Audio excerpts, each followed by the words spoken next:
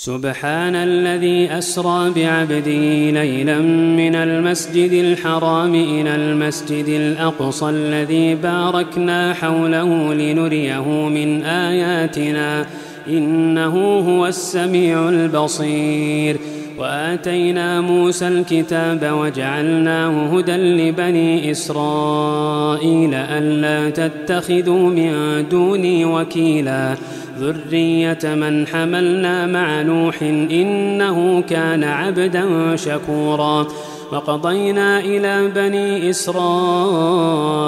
في الكتاب لتفسدن في الأرض مرتين ولتعلن علوا كبيرا فإذا جاء وعد أولاهما بعثنا عليكم عبادا لنا أولي بأس شديد فجاسوا خلال الديار وكان وعدا مفعولا. ثم رددنا لكم الكرة عليهم وأمددناكم بأموال وبنين وجعلناكم أكثر نفيرا. إن أحسنتم أحسنتم لأنفسكم وإن أسأتم فلها فإذا جاء وعد الآخرة ليسوءوا وجوهكم وليدخلوا المسجد كما دخلوا أول مرة وليتبروا ما علوا تتبيرا. عسى ربكم أن يرحمكم وإن عدتم عدنا وجعلنا جهنم للكافرين حصيرا. إن هذا القرآن يهدي للتي هي أقوم ويبشر المؤمنين الذين يعملون الصالحات أن لهم أجرا كبيرا وأن الذين لا يؤمنون بالآخرة أعتدنا لهم عذابا أليما. ويدعو الإنسان بالشر دعاءه بالخير وكان الإنسان عجولا. وجعلنا الليل والنهار آيتين فمحونا آية الليل وجعلنا آية النهار مبصرة لتبتغوا فضلا من ربكم ولتعلموا عدد السنين والحساب وكل شيء فصلناه تفصيلا. وكل إنسان ألزمناه طائره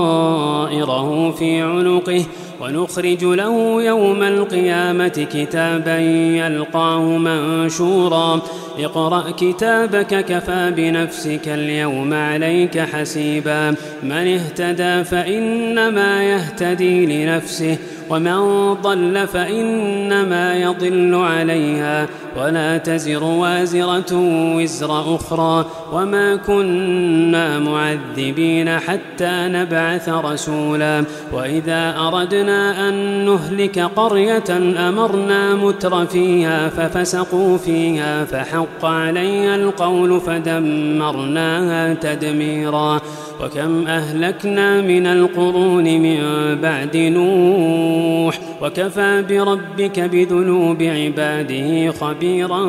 بصيرا.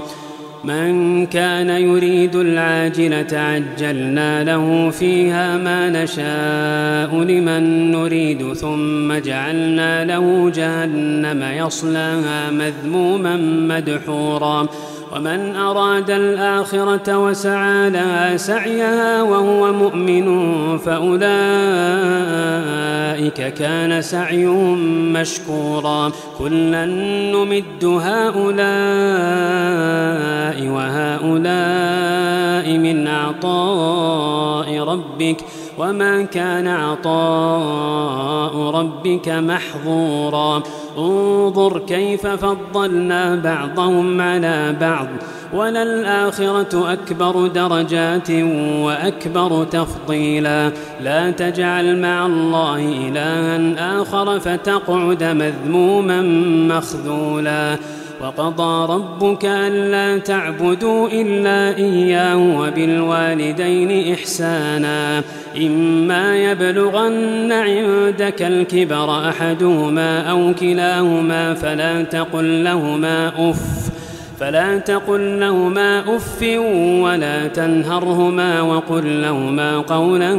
كريما واخفض لهما جناح الذل من الرحمة وقل رب ارحمهما كما ربياني صغيرا ربكم أعلم بما في نفوسكم إن تكونوا صالحين فإنه كان للأوابين غفورا وآت ذا القربى حقا والمسكين وابن السبيل ولا تبذر تبذيرا إن المبذرين كانوا إخوان الشياطين وكان الشيطان لربه كفورا وإما تعرضن عنهم ابتغاء رحمة من ربك ترجوها فقل لهم قولا ميسورا ولا تجعل يدك مغلولة إلى عنقك ولا تبسطها كل البسط فتقعد ملوما محسورا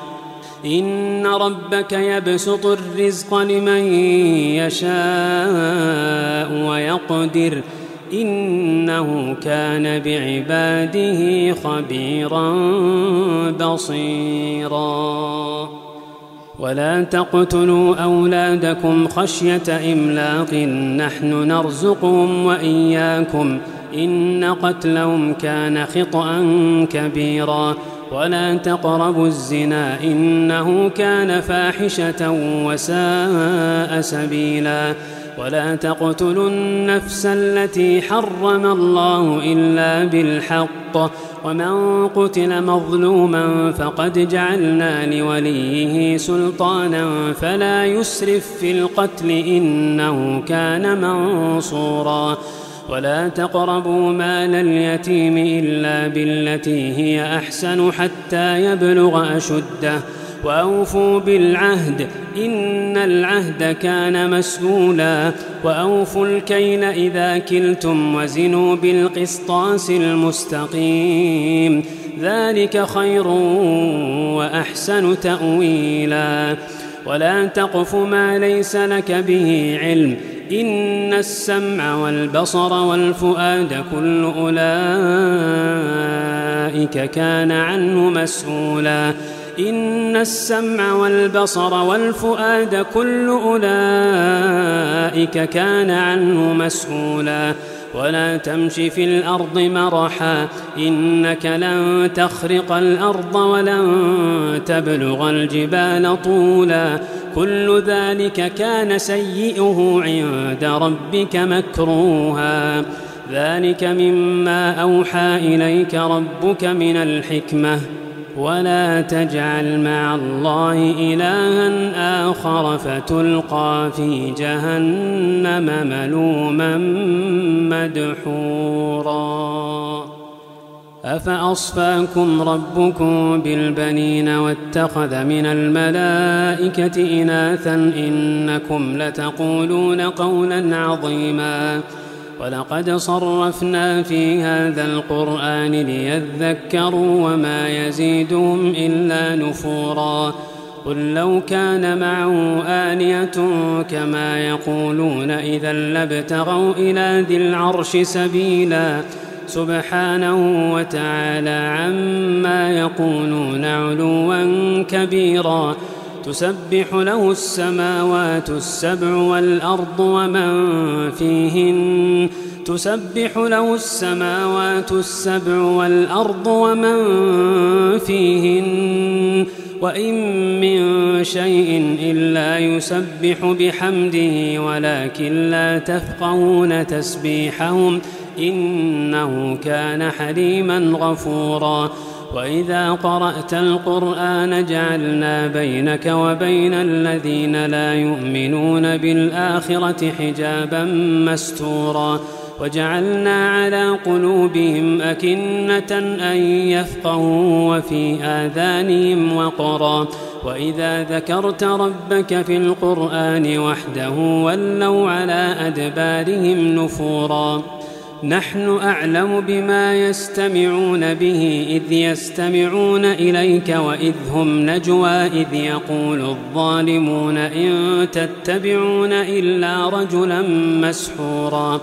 انظر كيف ضربوا لك الأمثال فضلوا فلا يستطيعون سبيلا وقالوا أئذا كنا عظاما ورفاتا أئنا لمبعوثون خلقا جديدا قل كونوا حجارة أو حديدا أو خلقا مما يكبر في صدوركم فسيقولون من يعيدنا قل الذي فطركم أول مرة فسينغضون إليك رؤوسهم ويقولون متى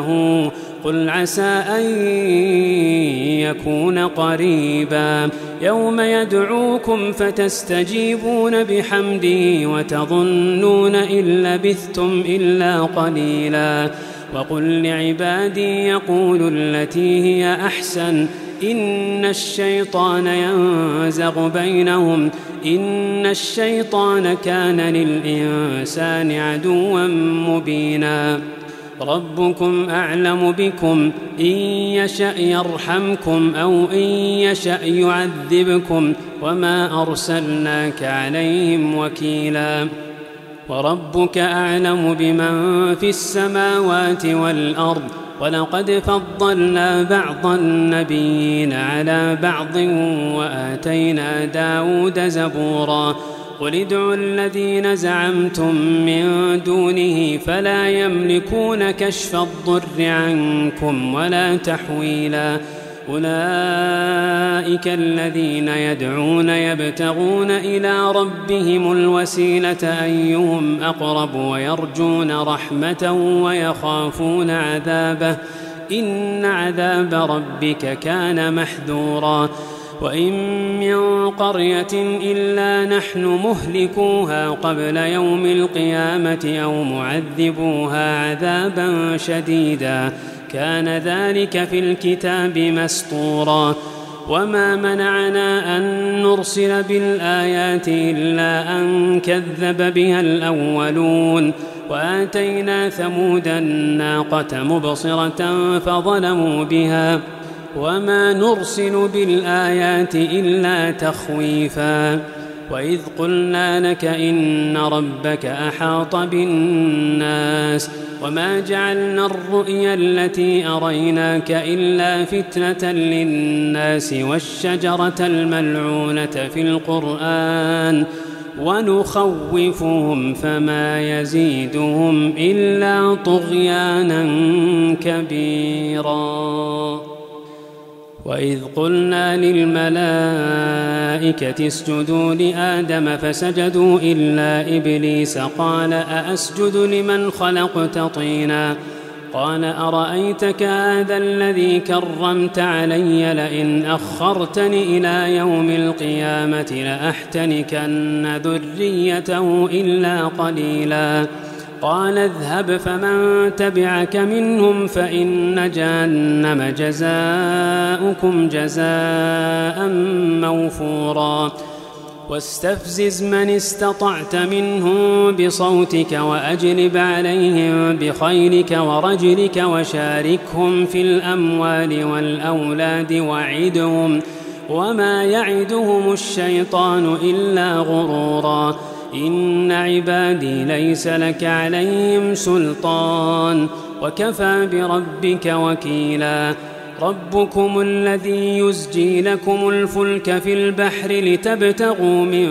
فضله إنه كان بكم رحيما وإذا مسكم الضر في البحر ضل من تدعون إلا إياه فلما نجاكم إلى البر أعرضتم وكان الإنسان كفورا أفأمنتم أن يخسف بكم جانب البر أو يرسل عليكم حاصبا ثم لا تجدوا لكم وكيلا أم أمنتم أن يعيدكم فيه تارة أخرى فيرسل عليكم قاصفا من الريح فيغرقكم بما كفرتم ثم لا تجدوا لكم علينا به تبيعا ولقد كرمنا بني آدم وحملناهم في البر والبحر ورزقناهم من الطيبات وفضلناهم على كثير ممن خلقنا تفضيلا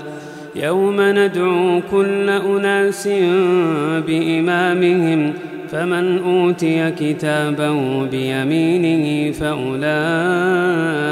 يقرؤون كتابهم ولا يظلمون فتيلا ومن كان في هذه أعمى فهو في الآخرة أعمى وأضل سبيلا وإن كادوا ليفتنونك عن الذي أوحينا إليك لتفتري علينا غيره وإذا لاتخذوك خليلا ولولا أن ثبتناك لقد كدت تركن إليهم شيئا قليلا إذا لأذقناك ضعف الحياة وضعف الممات ثم لا تجد لك علينا نصيرا وإن كادوا ليستفزونك من الأرض ليخرجوك منها وإذا لا يلبثون خلافك إلا قليلا سنة من قد أرسلنا قبلك من رسلنا ولا تجد لسنتنا تحويلا أقم الصلاة لدلوك الشمس إلى غسق الليل وقرآن الفجر إن قرآن الفجر كان مشهودا ومن الليل فتهجد به نافلة لك عسى أن يبعثك ربك مقاما محمودا وقل رب أدخلني مدخل صدق وأخرجني مخرج صدق واجعل لي من لدنك سلطانا نصيرا وقل جاء الحق وزهق الباطل إن الباطل كان زهوقا وننزل من القرآن ما هو شفاء ورحمة للمؤمنين ولا يزيد الظالمين إلا خسارا وإذا أنعمنا على الإنسان أعرض ونأى بجانبه وإذا مسه الشر كان يئوسا قل كل يعمل على شاكلته فربكم أعلم بمن هو أهدى سبيلا ويسألونك عن الروح قل الروح من أمر ربي وما أوتيتم من العلم إلا قليلا ولئن شئنا لنذهبن بالذي أوحينا إليك ثم لا تجد لك به علينا وكيلا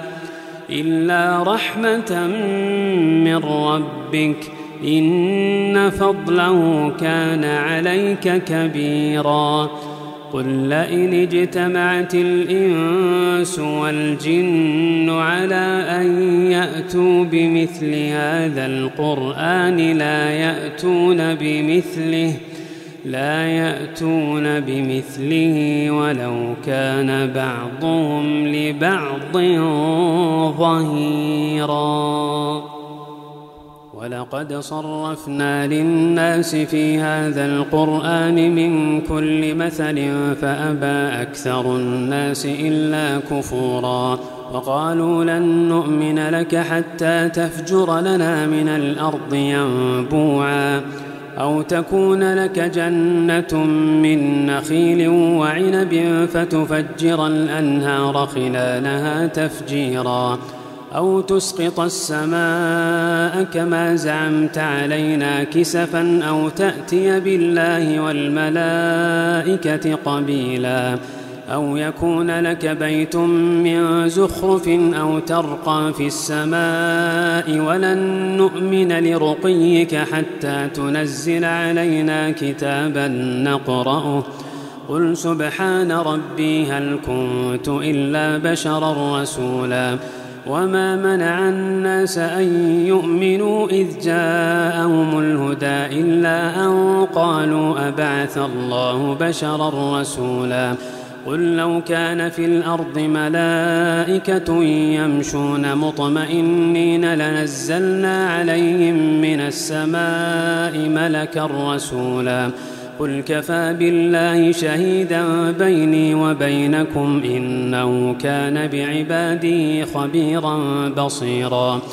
ومن يهد الله فهو المهتد ومن يضلل فلن تجد لهم أولياء من دونه ونحشرهم يوم القيامة على وجوههم عميا وبكما وصما مأواهم جهنم كلما خبت زدناهم سعيرا ذلك جزاؤهم بأنهم كفروا بآياتنا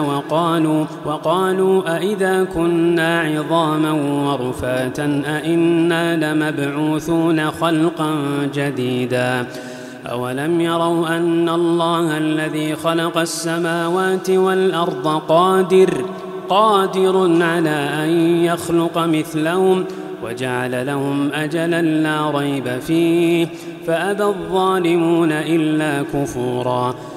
قل لو أنتم تملكون خزائن رحمة ربي إذا لأمسكتم خشية الإنفاق وكان الإنسان قتورا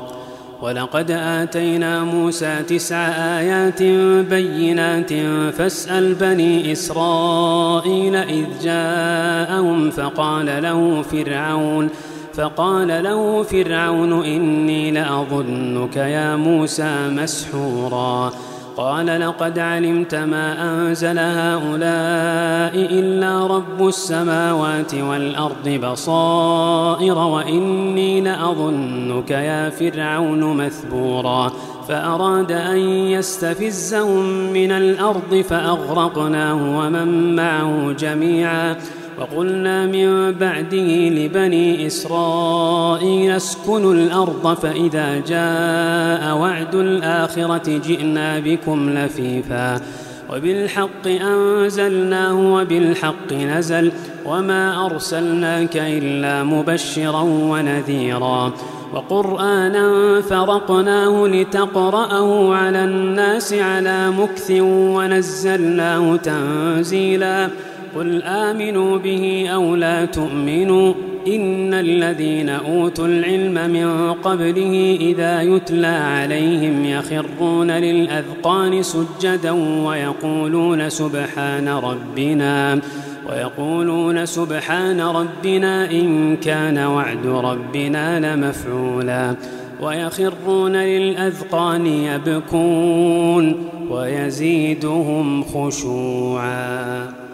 قل ادعوا الله أو ادعوا الرحمن أيما تدعوا فله الأسماء الحسنى ولا تجهر بصلاتك ولا تخافت بها وابتغ بين ذلك سبيلا